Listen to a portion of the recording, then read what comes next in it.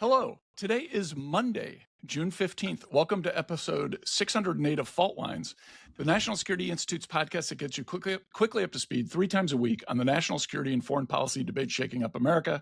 I'm NSI Advisory Board member Lester Munson. I'm joined today by founder and executive director Jamil Jaffer and senior fellows Jessica Jones and John Lipsey. Folks, it's an all-star cast. We're talking about a really big issue. This should be an amazing episode. Stay tuned for the whole thing. Yesterday, Sunday, June 14th, big day. President Trump's birthday. He turned 80. It was Flag Day. It was the day of the UFC fight on the South Lawn in front of the White House. There was a spectacular flyover of military aircraft right as the national anthem was concluding.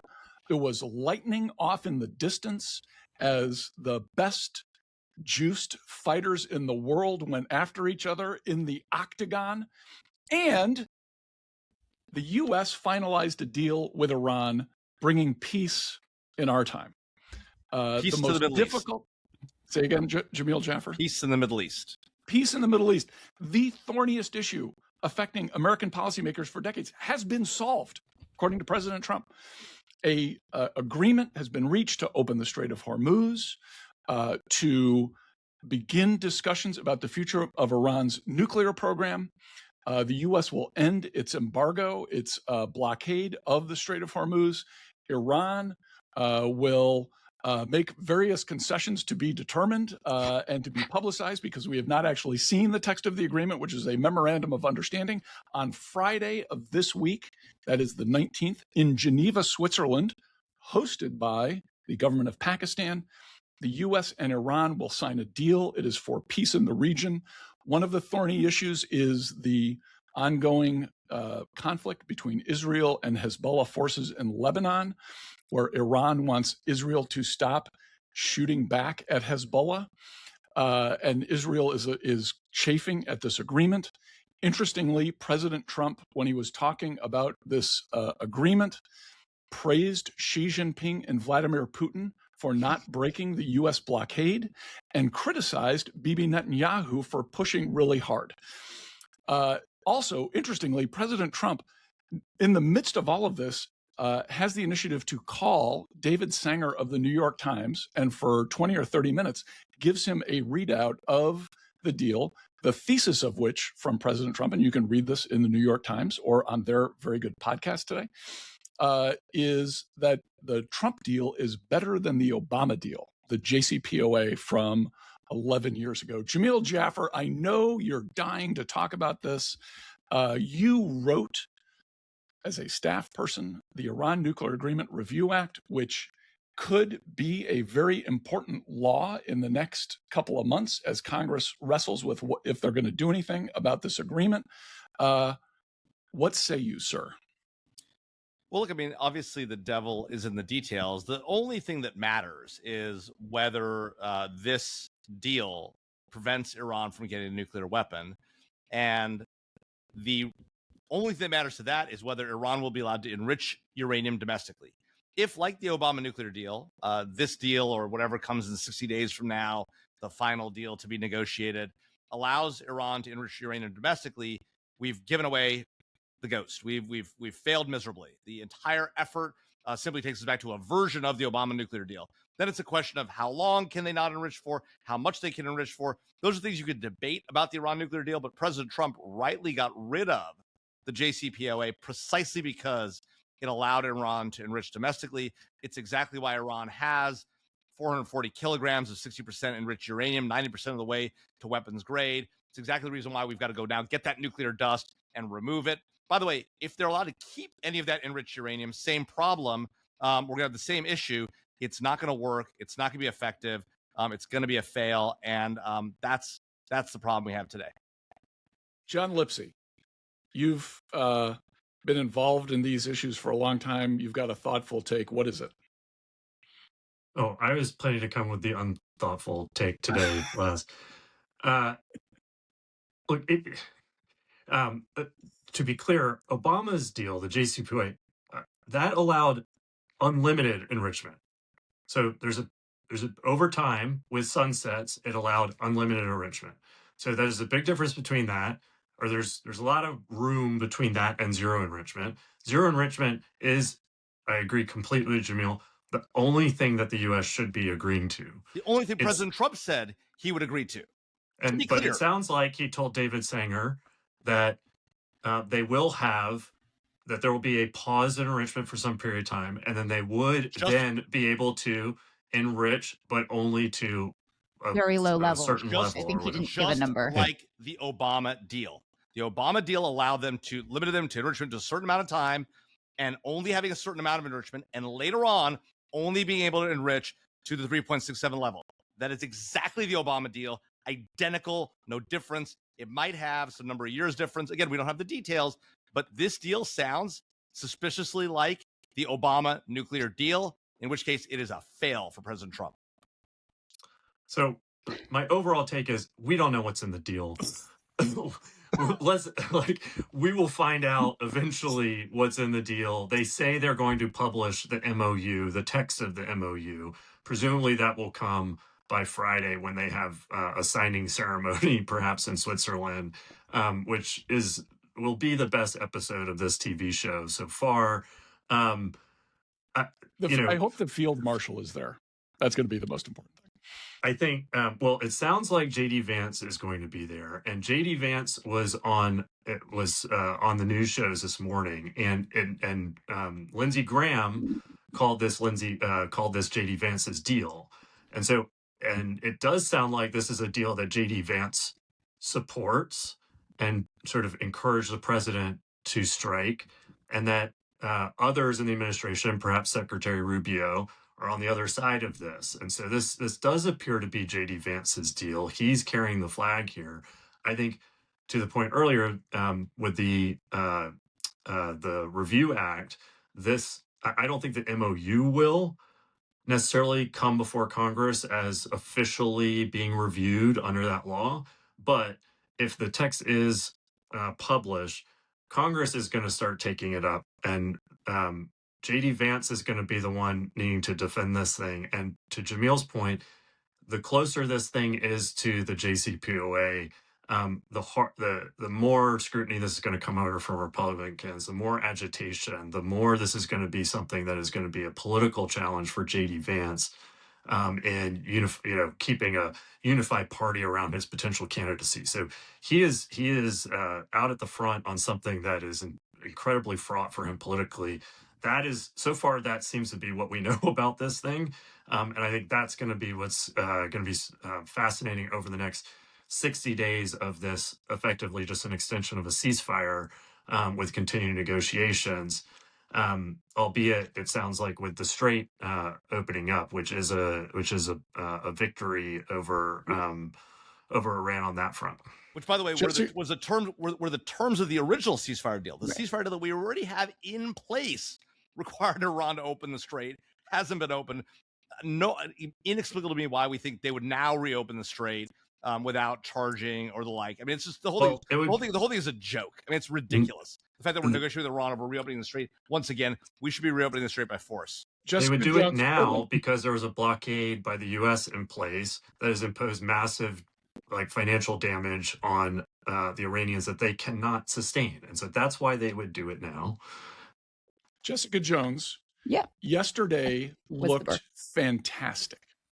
It was a beautiful event in front of the White House, the flyover, the lightning. No, but I saw the pictures on Twitter. It looked incredible. It looked good. The president looked good. That guy, Dana White, who runs the UFC, looked good. The images were amazing. How does this deal with Iran look to you? I will say there were some reporting that no surprise, he got to announce the Iran deal on his birthday, and Iran was trying to delay the announcement so that in their time zone, it would actually be the next day, so he wouldn't have it as a birthday gift. So you can already see all the sides are trying to come out as victorious, right? Like there's going to be so much spin. I think thankfully for the president, the American public has a short memory, and so the Strait's open. Free toll sounds great. And we're like, that's where we were before all this started. But you can claim that as a victory. Whether or not how close this gets to the JCPOA, the president's going to claim it as a victory. We have a deal done. The lowest numbers you'll ever see at enrichment. They're never going to have a nuclear weapon. Like to Jamil's point, devil's in the details. He doesn't have to announce them. He's not a details guy. He's not going to own those, or he's at least not going to try to, right? And we've got 60 days. To John's point, we haven't seen anything. They're signing on Friday. We have an announcement on Sunday. That's a lot of time in between now and then.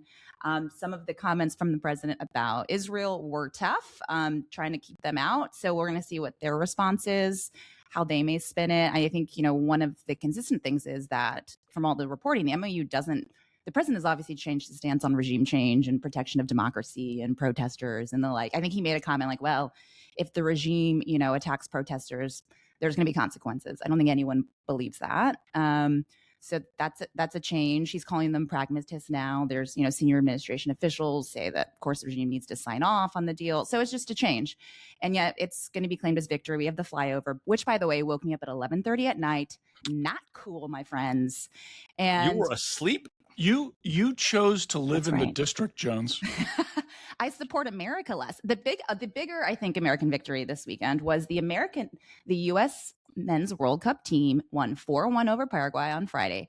A great victory, strong showing. We've got Australia next week. They tied Turkey this week. So that's going to be a very big game. Les, I expect you to be rooting for us, not against us. I wouldn't root against us. I just think it would be better if we canceled the program and let somebody else win because they care about soccer and we don't. I am considering now the possibility of more openly supporting the U.S. men's national team now that it is not a massive embarrassment to us. So. So you're just a fair weather fan. Yes. Got it. Yes. Fair weather American. Listen, you don't understand this because you're from LA. I am a Chicago Cubs fan. I am the foulest of foul weather fans you can possibly have. And on everything else, I'm a fair weather fan. So don't give me any grief about my sports loyalties because I've been through the fire and you have not. Okay. All right. All we're asking for is a little patriotism, Les. So, Jamil, you missed Lipsy the World Cup hat he had on Friday. Red, white, and blue. He showed up. It was a Bullets hat. It was a Wizards hat. It was a hat. A Bullets hat. All right. Let me say really quickly on the Iran deal. We don't know what it is yet. It's premature to call it ridiculous. It is in all likelihood going to be very similar to the JCPOA. And by the way, shame on you, John Lipsy, and you, Jamil Jaffer, for being so wrapped around the axle about an international agreement that isn't going to mean anything anyway. The only thing that really does matter here is the fact that the U.S. is willing to bomb Iran's nuclear weapons program. That is when all of this changed a year ago. When President Trump decided he would actually bomb those facilities, that is what is different than the Obama administration at the end of the day. I don't really care to a large extent, not totally, to a large extent, hold on. I don't really care what the parameters of the deal is, so long as we maintain the ability and the willingness to destroy their nuclear weapons program if we must. That is the key thing here. Congress should absolutely look at the deal when it comes out, and we should talk about the details. But at the end of the day, the reason this is different than the Obama administration isn't about that. It's about the Trump administration's willingness to strike Iran. The willingness to strike Iran. You may now come at me. Only matters if you do something with that willingness. We didn't close it. We didn't finish it. We started the bombing. What do you want to do? Bomb all the bridges?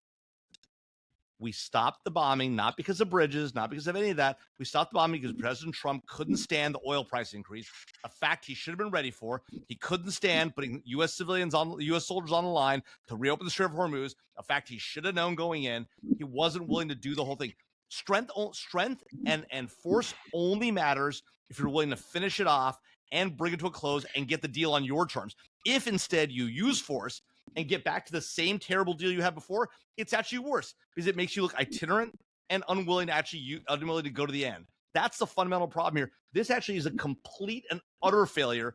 If that's where we end up. If by failure you mean we're in a vastly better place than we were 2 years ago, okay, we failed. How is better? How better? We're going to get the same deal. We are now willing to, and the Iranians know it, destroy their nuclear weapons program. They know we're willing to do a little bit. They know we're willing to do a tiny little pinprick is what they're willing to do, just like President Obama was against Syria.